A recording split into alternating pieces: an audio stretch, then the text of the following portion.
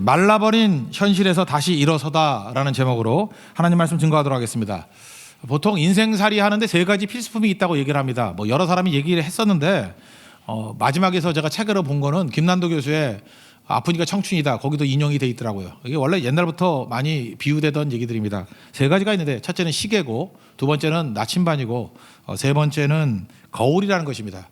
이건 단계마다 필요한 것인데, 일단은 시계라는 건 무엇입니까? 이거 산업화의 근간이 되는 거죠. 공장을 운영하려고 그러면 제 시간에 다 모여야 되는 거 아닙니까? 시간을 지켜야 되죠. 이번에 인도 선교를 떠났는데 63명이 움직이는데 시간 안 지키면 움직일 수가 없잖아요. 그러니까 시간 못 지키는 거 기본이 안 돼 있는 거죠. 이거는 근대성이 없는 전근대적인 인간이에요. 그래서 시간 지키는 것은 기본이라는 것입니다. 그래서 이게 이제 근대화의 핵심이에요. 시계, 정확한 시간에 뛰어야 된다. 여기서 나타나는 것은 열심이죠. 근면하고 열심히 뛰는 거. 우리 한국도 근면 열심히 뭐 뛰어가지고 산업화도 이루고 또 부자도 되지 않았습니까? 근데 그 다음 단계가 문제라는 거예요. 열심히 뛰어서 돈만 올리면 다 되는 줄 알았는데 그게 아니라는 거죠.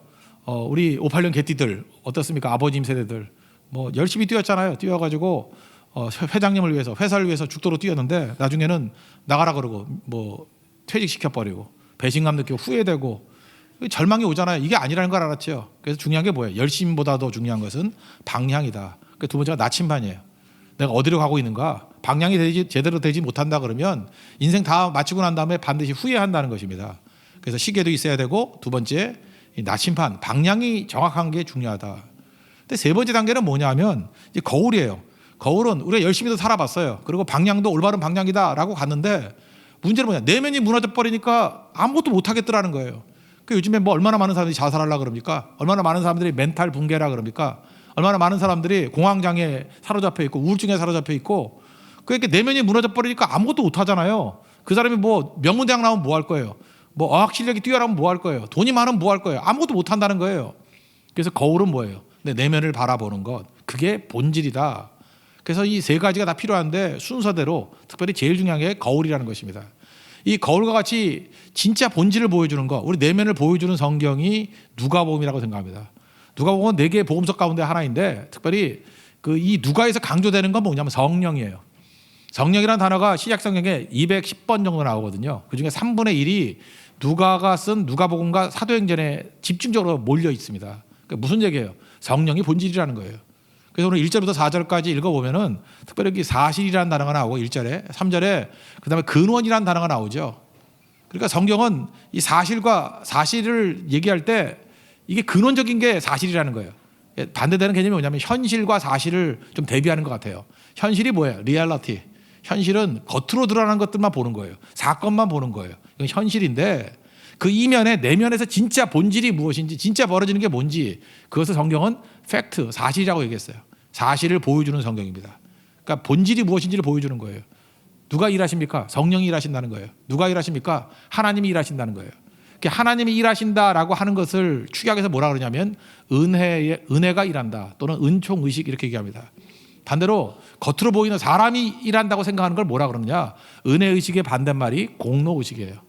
공로로 일한다. 이 두 가지가 계속 싸우고 있다는 것입니다.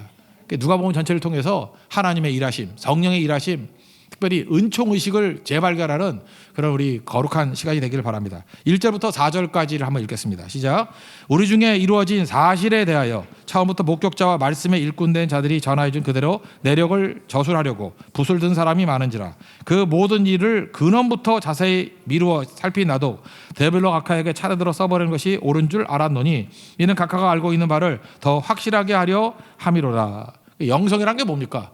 눈에 보이는 거 말하는 게 무슨 영성이에요? 영성은 본질을 말하는 것인데 내면이 본질이고, 내면에서 하나님이 일하시는, 성령이 일하시는 것이 본질이라는 것입니다. 그래서 믿음장이라고 얘기하는 히브리서 11장 3절에 보니까 보이는 것은 나타난 것으로 말미암아 된 것이 아니니라, 이런 말씀이 나와요. 우리 눈에 막 보이죠? 눈에 보이는 게 다가 아니라는 거예요. 나타난 것이 다가 아니고 그 배후에 진짜가 있다라는 거예요. 그거를 볼 줄 아는 게 믿음의 눈이라는 것입니다. 그거를 살피는 게 누가복음이라는 거예요. 우리 빙산의 일각 그러잖아요. 빙산에 보이는 게 뭐 1%밖에 안 보인다면서요. 밑에 99%가 이렇게 숨겨져 있잖아요. 그러니까 숨겨져 있는 그것을 보게 만드는 게 성령이고, 숨겨져 있는 그것이 바로 하나님이 일하심이고, 그걸 보는 게 뭐예요? 은총의식이라는 거예요. 은총. 우리가 뭐 공로 내가 뛴다 하는 것은 사실은 아무것도 아니, 세 발의 피입니다. 그건 아무것도 아니다. 이걸 말해주고 있다라는 것입니다. 그러면서 여러분 성령께서 일하시는 이 은총의 역사를 우리 살펴보기를 원합니다. 여기 보면은 상황이 말라버린 상황이에요. 그 사가랴하고 엘리사벳이 나오는데 특별히 7절 같은 데 보면요. 세 가지 삼중의 절망이 나와요. 과거의 절망, 현재의 절망, 미래의 절망이에요.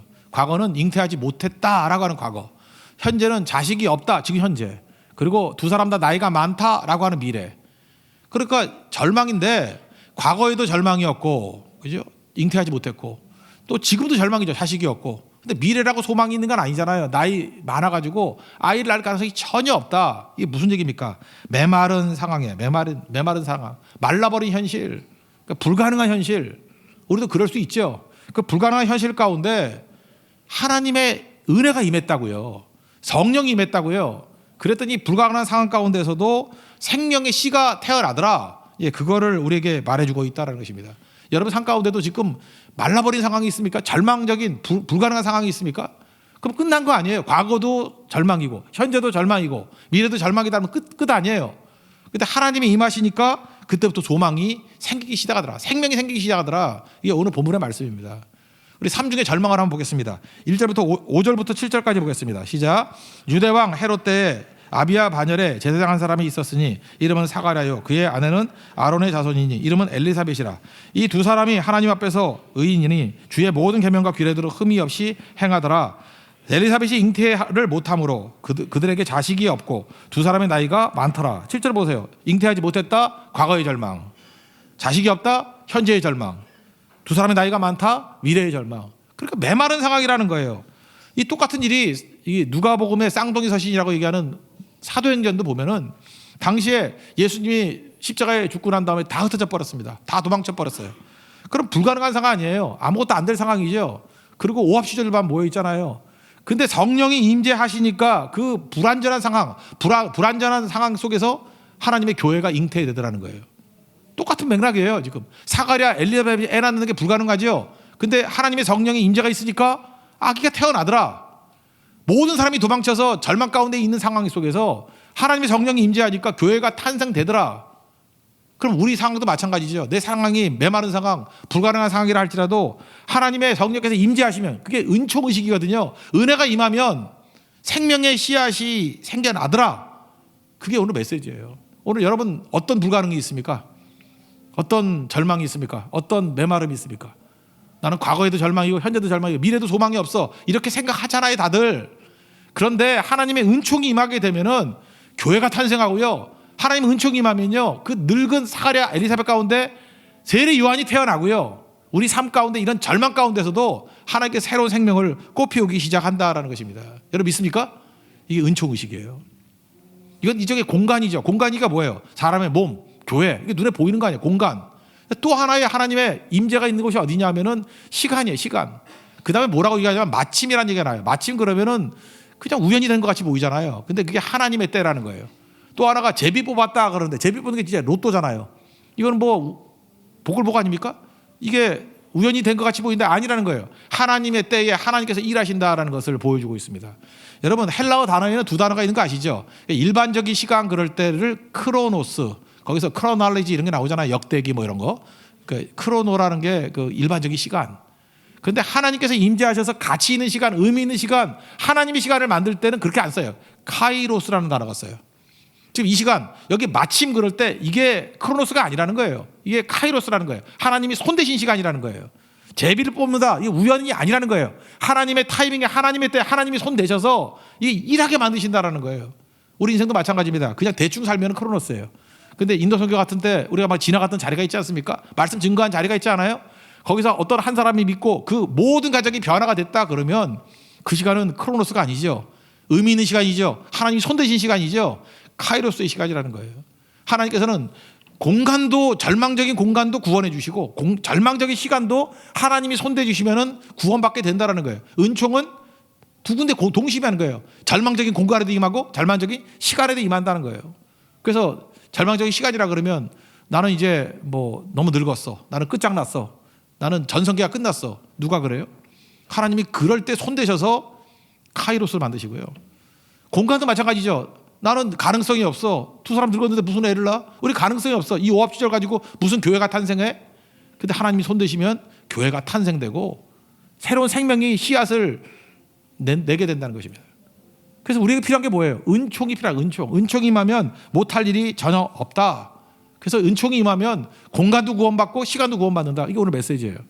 오늘 8절부터 11절까지 읽겠습니다. 시작. 마침 사가랴가 그 반열의 차례대로 하나님 앞에서 제사장의 직무를 행할세 제사장이 전례를 따라 제비를 뽑아 주의 성전에 들어가 분향하고 모든 백성은 그 분향하는 시간에 밖에서 기도하더니 주의 사자가 그에게 나타나 향단 우편에 선지라. 여기 보세요. 8절에 마침, 9절에 제비 뽑아. 이게 카이로스라는 거예요. 하나님이 손대신 시간이라는 것입니다. 여러분 16세기에 종교개혁이 있었죠. 여러분 종교개혁의 업적 중에 가장 큰 업적이 뭐라고 생각하십니까? 종교개혁은요, 은혜의 재발견이에요.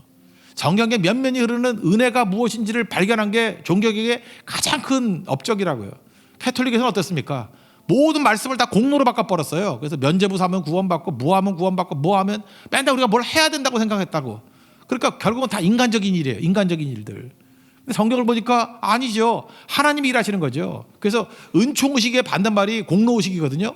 말씀을 다 공로의식으로 다 바꿔버렸다고. 이게 영털이가 되는 거죠. 하나님이 일하시는 겁니다. 구원 사건이 우리 인간이 하는 게 아니에요. 하나님이 일하시는 거예요. 우리 인도에 갔을 때, 제가 처음 갔을 때요, 그 낙타섬에 있는 그 학교 기초도 쌓기 전에 갔었어요. 거기 믿는 사람이 없다 그랬다고요. 근데 이번에 가봤더니 그 첫째 날 저녁에 그 밤에 모였거든요. 모였는데 전도사님이 약간 언어 장애가 있던 전도사님이셨어요. 근데 그분이 찬송 인도를 하고 기도를 하고 음이 하나도 맞지도 않아요. 그저 이게 아이들 있고 마을 사람들 모여놓고. 근데 우리 다 느낀 게 그거예요. 이들이 진짜 예수님을 믿고 있구나. 그저 거기 성령의 임재가 있구나. 그들의 간절한 기도가 있고 간절한 찬송이 있고. 우리 어렸을 때 보면 할머니들 그 악보를 볼 줄 몰라가지고 악보가 없었어요. 그때는 글자만 있는 찬송가가 있었거든요. 그래서 각 교회마다 음이 다 틀렸어요. 그냥 부르고 싶은 대로 불렀어요. 진짜 인도 갔더니 진짜 부르고 싶은 대로 부르더라고. 예, 그러니까 노래는 알겠는데 저렇게 부르는 거 아닌데라는 생각이 들어요. 하나도 맞지가 않아요. 근데 그 안에 은혜가 넘쳐나요. 거기서 느끼는 게 뭐죠? 아, 하나님께서 저렇게 불가능한 공간과 불가능한 시간 가운데서도 이렇게 일을 하시는구나. 이런 마지막 날 그 하치풀에서 만났던 우리 박현정 선생님 만났던 두 여자분은요, 지난주에 나왔대. 감옥에 들어갔다가 예수님 믿는다고 감옥에 들어갔다 나와가지고 기도해달라고 도와달라고 그렇게 얘기를 해요. 뭐 돈이 아니에요. 기도로 도와달라고. 그러니까 그런 역사들이 어떻게 나타나는 거예요? 이 불가능한 상황이잖아요. 모디 수상 지금 얼마나 엄청 핍박이에요. 금년 한 해 동안에 한국 설교에서 3분의 1을 추방했어요. 상황이 안 좋거든요. 그런데 인도가 위축이 된 게 아니고요. 더 뜨거워지고 있어요. 더 기도하고 있고 더 간절해지고 있고 선교사 3분의 1이 추방이 되는데 새로운 선교사가 그거에 300배, 400배 막 태어나더라고요. 막 뛰기 시작하고. 우리 뭐 통역해주고 다녔던 임난도요. 이제 내가 임난 선교사라고 불러요. 거기 선교사 다 됐어요. 우리가 제가 이렇게 설교를 하잖아요. 제가 설교를 한마디 했는데 지는 3마디에. 왜 그러냐 그랬더니 자기가 받은 은혜가 있기 때문에 덧붙여서 한대. 뭐 그런 식으로 선교사가 다 됐어요. 그죠? 저는 그냥 제목만 말해주면 지가 설교 다 하고 다니고요. 뭐 주워 들은 게 많아가지고 계속 그냥 그러고 있는 거예요. 이게 어떤 일입니까? 하나님께서 일하시는 모습이라는 것입니다. 그래서 하나님의 은혜의 발견, 이게 사실은 종교개혁에서 가장 큰 은총이었다는 것입니다. 그러면 이 뒤집어 얘기하면 우리가 이 은혜 받은 것들, 은혜는 뭐예요? 하나님이 일하시는 거예요. 성령이 일하시는 거예요. 본질이에요. 이게 누가 보면 전체 다 흐르는데 이 받은 바 은혜를 쏟아버리는 방법이 뭡니까? 은혜를 망각하는 거예요. 은혜를 잊어버리는 거예요. 이게 하나님께서 일하시는 거다. 하나님이 은혜를 주신 거다. 이거 잊어버리면 그때부터 우리 몸이 마비가 되고요. 그때부터 절망에 빠지고 자살하게 되고 공황장애에 빠지게 되고 막 이렇게 돼버린다는 거예요. 그러니까 은혜 저버리는 게 그만큼 무서운 것입니다. 그러니까 내임 의지하는 거죠. 마태복음 20장에 보면은 그 품꾼 비유 나오잖아요. 뭐 품꾼 이야기죠, 이야기. 9시, 12시, 3시, 뭐 5시 전부 다 얘네들 루저들이거든요. 그 제대로 교육받은 사람이 하루 버는 돈이 1데나리온이에요. 하루 일당. 근데 이거는 제대로 일한 사람이에요. 그러니까 일당 10만 원으로 친다 그러면 이건 제대로 공부하고 일할 수 있는 능력인 사람이 10만 원 받는 거예요. 한 데나리온. 근데 얘네는 루저들이거든요. 그래서 실업자들이기 때문에 반만 줘도 되고 써도 얼마든지 쓸 수 있어요. 심지어 10분의 1만 줘도 된대요.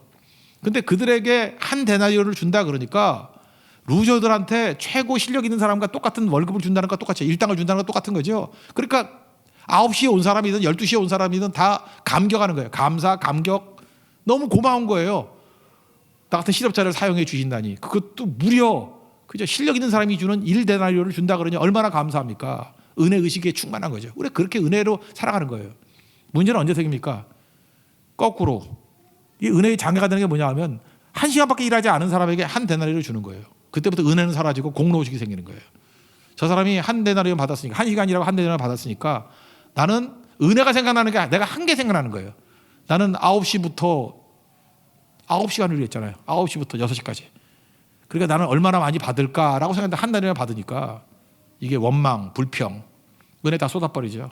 은혜를 망각해버리니까 결국 이 사람은 그 주인의 호의를 대적하는 사람이 돼버리잖아요. 이따가 사람한테 그렇습니다. 하나님이 은혜로 시작했다가 남 비교하기 시작하면서 은혜를 망각하면서 다 잃어버리는 인생이 된다는 거예요. 뭐만 보이니까? 내 공로가 보이니까. 여러분 신앙생활 했을 때 나 같은 죄인 살리신 주 은혜 놀라와. 또 하나님의 은혜 때문에 감격했죠. 조금 지나보세요. 뭐가 남는지 알아요? 내 공로가 남아요. 내가 이것도 했고 저것도 했고 내가 쟤보다 이것도 더 많이 했는데 그래서 공로가 남으면은 그때부터 은혜는 다 쏟아버리고 망하는 인생이 된다는 것입니다. 절대로 하나님의 은혜를 잊으면 안 된다는 거예요. 내 공로의식 이건 마귀가 던져주는 장난이에요. 내가 뭘 했는데 이게 생각나면 안 되는 거예요. 이게 겸손함에 다시 엎드릴 줄 알아야 된다는 것입니다. 한경진 목사님이 살아계실 때 원래 목사들은 이렇게 자기의 제일 대표적인 설교가 있지 않습니까? 이게 설교는 예화. 저도 많이 해요. 매부 강의 다니면서. 근데 한경진 목사님이 제일 많이 예화로 쓰셨던 게 이솝 우화 중에 나오는 얘기예요. 근데 뭐 다 아는 얘기지만 이분이 이렇게 해석을 했어요. 그 개구리가 있잖아요. 개구리가 있는데 똑똑한 개구리. IQ가 한 160 되는 개구리가 있었는가 봐요. 똑똑한 총각 개구리. 근데 이 개구리가 하늘을 날고 싶은 거예요. 근데 머리가 똑똑한데 내가 어떻게 날지? 개구리가 어떻게 하늘을 날아요? 그래서 아이디어를 생각하는데 새한테 가가지고 내가 이거 먹을 거 좀 잡아다 줄 테니까 너 먹고 네가 나뭇가지 한 군데를 세게 물어라. 그러니까 나도 이빨이 강하니까 그죠? 나뭇가지를 딱 물고 있으면 하늘을 날 수 있지 않냐고. 그 진짜 그대로 했더니 좋은 아이디어죠. 하늘을 날더라는 거예요. 막 개구리가 하늘을 나니까 이거 인류 역사상 개구리 역사상 처음으로 개구리가 하늘을 나는 거예요. 그때 밑에 있던 그 처녀 개구리들이 오빠 멋있어. 와 저런 아이돌 개구리가 다 있어. 막 이러면서 난리를 치더라는 거예요. 그랬더니 그 총각 개구리들이 옆에서 시기 질투심이 생겨가지고 저거는 저놈 아이디어가 아닐 거야. 저건 새의 아이디어일 거야. 저런 놈에선 저런 아이디어가 나올 수가 없어. 이랬더니 이 개구리가 너무 화가 나가지고 내 아이디어야! 그러다가 떨어져 죽었대요. 그래서 그때는 그 한경진 목사님 얘기가 그 얘기죠. 그때는 그 나쁜 말이 아니까 그놈의 아가리가 문제라는 거야. 아가리. 이게 나쁜 것도 아니었는가 봐요. 그 당시에는 그 아가리라는 말이 그냥 입이라는 말로 썼는가 봐요. 그죠? 그 아가리가 문제입니다. 아가리가 문제입니다. 우리. 근데 그게 설교했거든. 아가리가 문제라고. 내 공로의식이 발휘되는 그 순간에 우리가 죽게 된다는 거예요. 하나님 은혜를 받았습니다. 얼마나 놀라운 은혜와 축복을 받았어요. 근데 그놈의 아가리가 문제라고. 그죠? 내가 했습니다. 내 능력이에요. 내 아이디어예요. 떨어져 죽는다고요. 그러니까 은혜 보존이 이렇게 힘든 거죠. 그죠? 나 공로의식이 이 은혜의식을 깨버리는 결정적인 게 될 수밖에 없다는 것입니다. 예수님께서 우리가 은혜 받고 난 다음에 은혜를 보존하는 방법을 가르쳐 주셨죠. 누가복음 17장 10절을 보니까 명령받은 것을 다 행하고 난 다음에 이렇게 말하래요. 우리는 무익한 종이라. 할 일을 했을 뿐입니다. 제일 안전하다는 거예요. 여러분 은혜가 깨지는 건 뭐냐면 공로의식이 들어올 때부터예요. 그러니까 내 공로가 없죠. 철저하게. 옛날에 그 장로님들 기도할 때 마지막에 기도를 꼭 이렇게 했어요. 뭐 쭉 설명하고 난 다음에 공로 없는 이 죄인이 예수님의 이름으로 기도합니다. 그 장로님 10분 중에 9분은 맨날 그랬던 것 같아요. 그죠? 이게 공로 없는 죄인이 근데 실제로는 또 기도 끝나면 또 자기 공로를 드러내고 막 그랬어. 그죠? 그 아가리가 문제죠 항상. 그런데 인간이 그래요. 진짜 고백만이 아니라 진짜 그래요. 공로 없는 이 죄인이 누가 하셨어요? 하나님이 일하신 거죠. 우리가 무슨 공로가 있어요? 공로를 내세는 그 순간에 떨어져 죽는 개구리 된다는 거 잊지 마십시오. 은혜. 이게 성령이 일하신 거예요. 하나님이 일하신 거예요. 은총으로 주신 거예요. 은총이 뭐예요? 자격 없는 내가, 세 가지 조건이야. 자격 없는 나 위로부터 값없이 주시는 거. 그래서 에베소서 2장 8절에 나오잖아. 너희는 그 은혜에 의하여 믿음으로 말미암아 구원을 받았으니 이것은 너희에게서 난 것이 아니요 하나님의 선물이라. 자격 없는 나에게 위로부터 하나님이 값없이 주신 거라고요. 은총의식 놓치지 않는 믿음의 종 되기를 바랍니다. 그러면 그 다음 얘기가 이거예요. 이 은혜를 충만히 받았는데 은혜를 보존하고 은혜가 풍성한 하나님 거잖아요. 풍성하게 만드는 길이 무엇일까? 그게 중요한 건데 그 두 가지가 있는 거 같아요. 첫째는 의심하는 거예요. 의심. 자꾸 마음에 의심을 던져놓는 거예요. 의심하면은 다 놓쳐버리는 거죠. 지금 이렇게 아들을 준다 그랬더니 반응이 뭔지 알아요? 사가랴가 놀라고 두려워했다 이런 얘기를 합니다. 그게 중요한 얘기라거든요. 아들이 태어날 것이고 이름까지 얘기해요. 요한이라 그럴 것이고 너도 기쁘고 주변 사람도 다 기뻐하게 될 것이다. 그리고 엄청나게 많은 사람을 하나님께로 돌아오게 만드는 능력의 종이 될 것이다. 그게 뭐 어마어마한 얘기 아니에요. 좋은 얘기 아니에요. 그러면 할렐루야 아멘하고 감사합니다 그래야 될 건데 놀라고 무서워하고 안 믿더라는 거예요. 우리가 여러분 진짜 하나님의 은혜가 내 삶 가운데 임하면 여러분들 믿음으로 반응할 것 같습니까? 놀라고 무서워하고 안 믿는다니까요. 그 웰스의 그 대주교의 죽음이라는 거 알죠? 짤막한 소설. 이 주교가 맨날 하나님께 기도하는 거예요. 하나님 보여주세요. 하나님 보여주세요. 그래서 하나님께서 그래 나다 그랬더니 놀라서 죽었다잖아. 그 얘기 아니에요, 그죠? 사도행전 12장에도 보니까 베드로가 감옥에 갇혀 있었습니다. 그랬더니 예루살렘 교회가 엄청나게 기도했어요. 하나님 베드로가 풀려나게 해주세요. 믿음 가지고 기도했습니다. 그랬더니 하나님 옥문을 열어가지고 베드로가 구원받았어요. 문을 여는데 배를 누르는데 로데라는 계집종이 나와가지고 베드로네 문 열어주고 나가야지. 너무 놀라서 돌아가가지고 베드로가 왔어요. 그랬더니 뭐라 그래? 너 미쳤다 그래서 미치네. 뭐 여자니까 미친년이겠지. 미친년 그랬다고요. 근데 나중에 와서 보니까 베드로가 진짜 나왔거든요. 또 무섭고 놀라했다고. 우리가 그래요. 그렇게 의심이 문제, 의심이 맨날 우리 의심하고 그런다는 것입니다. 놀라고 두려워하고. 그러니까 받은 바 은혜가 이게 계속 유지가 못 되는 거예요. 의심 때문에, 두려움 때문에. 여러분 12절부터 17절까지 특별히 놀라고 무서워한 게 12절이에요. 12절부터 10절까지 읽겠습니다. 시작. 사라가 보고 놀라며 무서워하니 천사가 그에게 이르되 사가랴 무서워하지 말라. 너의 간구함이 들린지라. 네 아내 엘리사벳이 내게 아들을 낳아주리니 그 이름을 요한이라 하라. 너도 기뻐하고 즐거워할 것이요 많은 사람도 그의 태어남을 기뻐하리니 이는 그가 주 앞에 큰 자가 되며 포도주나 독한 술을 마시지 아니하며 모태로부터 성령이 충만함을 받아 이스라엘 자손을 주 곧 그들의 하나님께로 많이 돌아오게 하겠습니다. 그가 또 엘리야의 심령과 능력으로 주 앞에 먼저 와서 아버지의 마음을 자식에게 거스리는 자를 의인의 쓸기에 돌아오게 하고 주를 위하여 세운 백성을 준비하리라. 그런데 사가랴의 마음은 어때요? 놀라고 무서워하는 의심하는 마음이었어요. 야고보서 1장 6절을 보니까 오직 믿음으로 구하고 조금 더 의심하지 말라. 의심하는 사람을 뭐라고 묘사했냐 하면은 마치 바람에 밀려 요동하는 바닷물결 같으니. 어떤 사람은 이렇게 은혜를 그렇게 받았음에도 불구하고 바닷물결 같아요. 맨날 의심이야. 흔들흔들 의심하고 그러니까 아무것도 안 되는 거죠.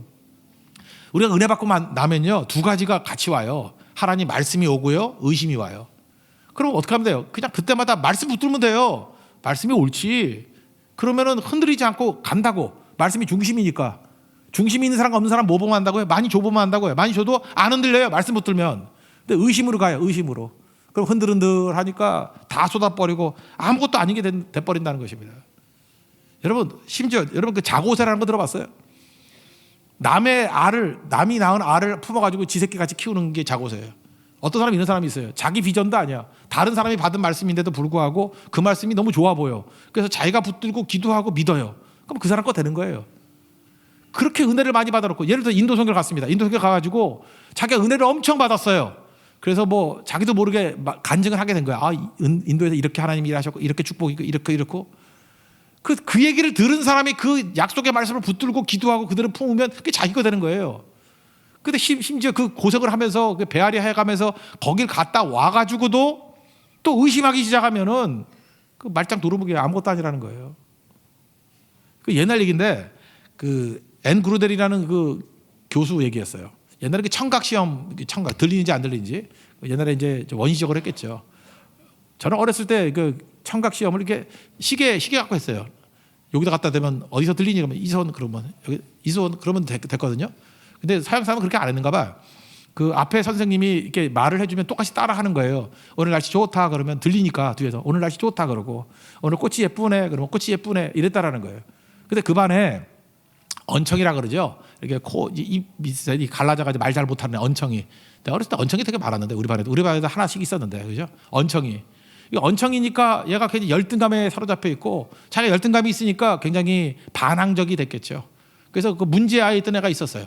근데 뭐 그런지 모르잖아요. 그 실험하러 온 선생님이 누군지 모르니까 그죠? 잘 모르고 그랬다고요. 근데 이 선생님이 똑같은 거 뭐 오늘 날씨 좋다, 뭐 꽃이 폈다 이렇게 하니까 지겨우니까 그 다음에 이렇게 얘기했대요. 나는 네가 내 딸이었으면 좋겠다 그랬대요. 그러면 어떻게 돼야 돼요? 나는 네가 내 딸이었으면 좋겠다 이렇게 대답하면 되는 건데 정말요 선생님 그러더라는 거예요.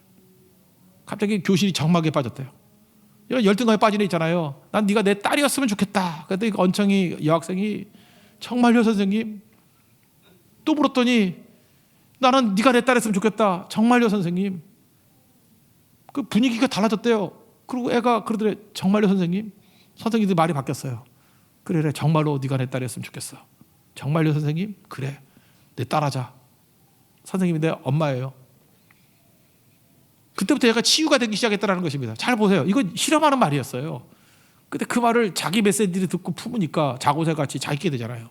말씀이 되잖아요. 여러분 하나님께서 우리에게 끝없이 말씀을 주시는데 내게 주신 말씀이에요. 내게 주신 은혜의 말씀이에요. 그거 놓칠 거예요?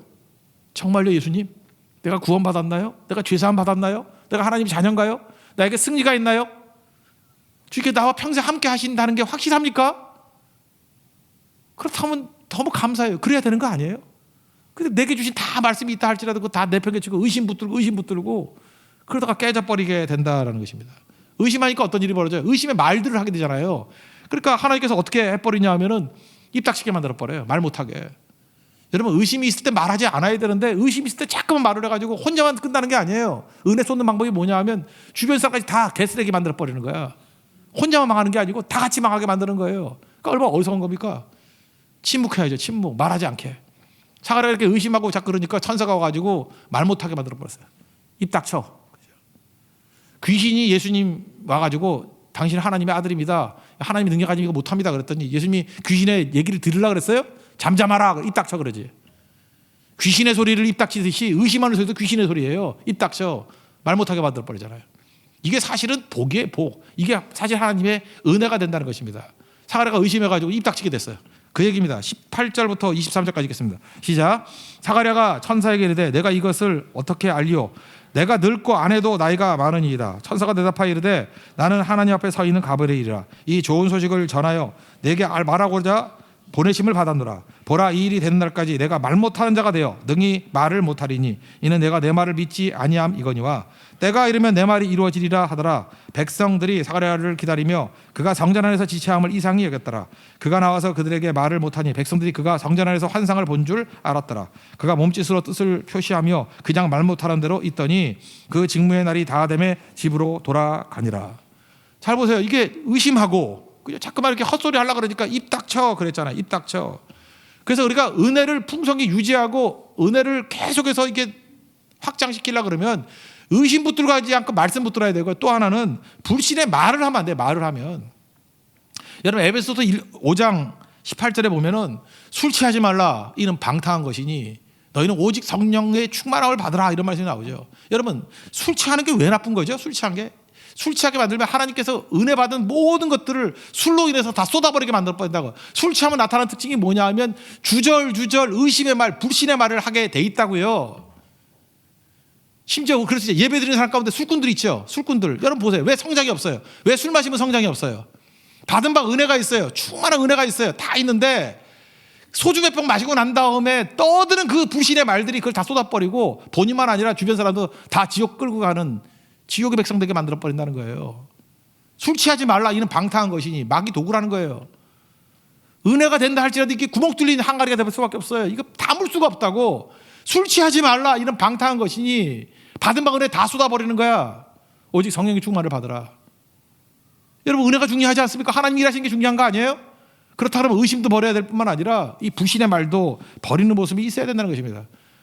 내 입술에 파수꾼을 세워달라고 그러잖아요. 파수꾼을 세우는 방법이 뭐예요? 기껏 세워놓으면 뭐 할 거예요? 술 한번 취해놓으면 다 뚫려버리는 건데. 그러니까 마귀는요 의심하라 그러지 않아요. 불신하라 그러는 말 안 해요. 그냥 술만 마시라 그러지. 나도 모르게 인생 다 망쳐버리는 거죠. 그죠? 하나님의 은혜를 담을 수 없는 종이 된다는 것입니다. 그래서 하나님께서 은혜도 주시고 기적도 주시고 그 다음에 항상 병행해서 오는 게 뭔지 알아요? 입 닥치고 있으라는 거예요. 말하지 말라는 거예요. 그래서 홍해를 가르실 때 출애굽기 14장 보면요 11절 이런 말씀이 나와요. 너희는 두려워하지 말고 가만히 있어서 여호와께서 오늘 너희를 위하여 행하시는 구원을 보라. 떠들지 말고 입 닥치고 하나님이 일하시는 거 바라보라는 거예요. 그때에 불신의 말을 하는 말들이 나오면 아무것도 안 된다는 거예요. 은혜 받고 난 다음에 떠들면 아무것도 안 된다는 거예요. 여리고성 돌 때도 마찬가지죠. 여리고성 돌 때 여호수아 6장 10절 보니까 너희는 외치지 말며 너희 음성을 들리게 하지 말며 너희 앞에서 아무 말도 내지 말라. 입 다물고 돌라는 거예요. 입 다물고. 그러지 않으면 기적이 나타날 수 없고 은혜의 능력이 나타날 수 없다라는 것입니다. 침묵하는 거죠. 침묵하게 만드는 거예요. 그러지 않으면 아무것도 안 된다는 것입니다.